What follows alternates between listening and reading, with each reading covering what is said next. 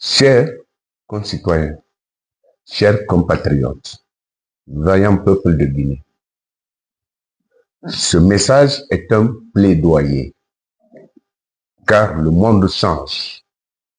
Il continue de changer autour de nous, partout, dans le monde,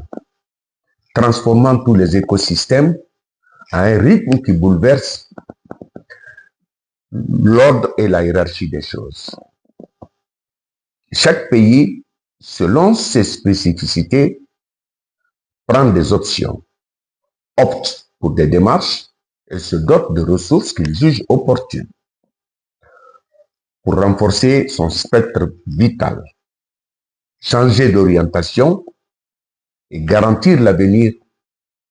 de toutes les générations.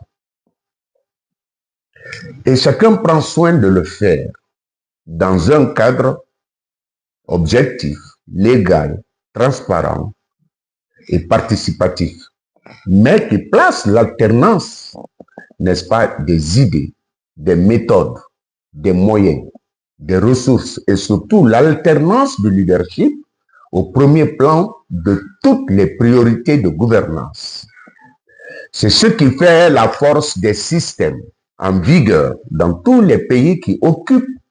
la tête du peloton des nations modernes ou qui émergent au statut respectable des nations civilisées ou émergentes. Sans avoir le même niveau de développement humain durable, comme les États-Unis, la France, l'Angleterre, l'Afrique du Sud, le Nigeria, ils ont tous le même principe vital, la recherche assidue et irréversible, n'est-ce pas, de l'équilibre et de l'équité à travers l'alternance du leadership. Et pourtant, il faut le reconnaître et insister là-dessus, que leurs systèmes politiques respectifs sont plus ou moins différents, même si tous gardent et sauvegardent jalousement le caractère démocratique efficient, digne de respect et d'éloge. Il ne faudrait pas que dans un tel contexte, que la Guinée perde de vue les conséquences et les enseignements à tirer des violences des mutations, étant donné l'urgence des solutions face à la pression aiguë des facteurs multiples et volatiles, que le Cresang devient ainsi un précieux atout dans le renforcement des capacités de notre pays à résister à n'importe quelle catastrophe ou événement imprévisible susceptible de bouleverser nos grands équilibres et continuer à vivre dans un monde social acceptable. Nous disons également que si des opportunités tangibles continuent d'exister et de soutenir notre économie nationale depuis un certain temps, il est urgent de s'attacher de nouvelles expertises face aux bouleversements qui en découlent et qui s'y imposent, au fin de mieux élaborer les stratégies et des choix, mieux cerner et analyser les dites opportunités, mais surtout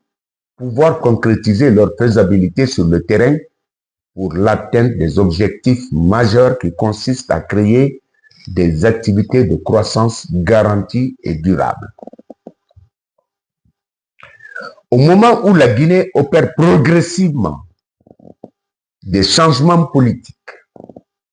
la réalité reste marquée néanmoins par des opportunités limitées d'emploi,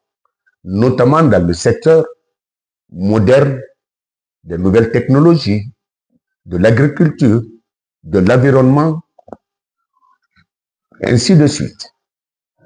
Il faut rappeler également que la montée du chômage et du sous-emploi, avec pour corollaire l'accroissement des risques d'exclusion sociale et de marginalisation d'une frange importante de la société, est composée essentiellement de jeunes et de femmes. Dès lors, il devient impérieux et urgent pour nos dirigeants que notre pays intègre cette vision dans les priorités gouvernementales à travers une politique d'encadrement et d'appui aux activités qui s'y créent et s'y imposent. Donc, de promotion et de vulgarisation des outils dans l'optique d'une meilleure compétitivité de notre économie et d'une plus large culture participative de nos populations. Donc, pour pouvoir survivre et appartenir à la course de demain, notre pays, la Guinée, devra procéder à des innovations pertinentes de manière à opérer, identifier, formaliser et maîtriser les filières anonymes en termes de rentabilité avec de potentielles activités de croissance garanties dans la gestion des services à forte valeur ajoutée, comme par exemple les nouvelles technologies. Je vous remercie.